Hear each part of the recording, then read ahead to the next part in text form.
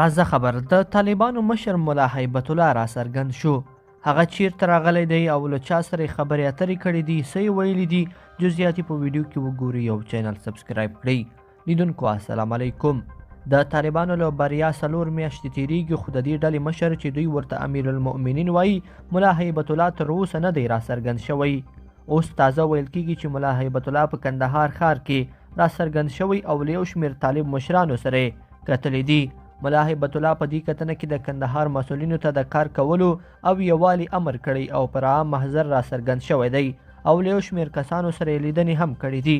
ملا هیبت الله اخندزاده د دینی عالمانو سره هم لیدلی او هغوی ته یې ډاډ ورکړی چې ستونزې هر وخت اوریدل کیږي او حل کیږي به. دا دویم او دریم ځل دی چې د طالبانو ورک مشر په کندهار کې را څرګندیږي. خو مهمه پوښتنه دا ده چې ولې ملا هیبت الله ورک دی او پټ دی، ډال لري او که څه له چا څخه پټ دی او ویره لري، آیا چا څخه پټ دی چې دا ولې داسې کیږي؟ د دې پوښتنو ځواب په اوس وخت کې بیا افغانستان کې څوک چاته نشي ورکولی او ان که څوک پر دې پوښتنه ونیول شي نو ښایي د مرګ په قیامت به تمامه شي. ملا هیبت الله د طالبانو مشر او کله کله یو نیم فرمان هم تر سترګو کیږي چې ګمارنې کوي.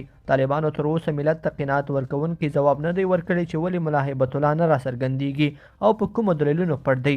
د طالبانو راتګ څخه پوره 4 میاشتې اوړي، خو په نړیواله کچه د دې ډلې د رسمیت پیژندنې په برخه کې هیڅ هم نه دي ترسره شوي. طالبان وایي چې دوی د حکومتوالي پر اصولو برابر هر څه ترسره کړي دي، خو اوس د نړۍ کار دی چې باید دوی په رسمیت سره وپیژني.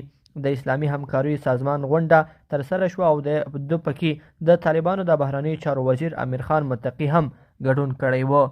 لیدونکو په دې هیله چې دا مطلب به مو تر پایه لیدلی وي. که مو ویډیو خوښه شوې ویډیو لایک کړئ او چینل سبسکرایب کړئ. تر بیا ښه وخت.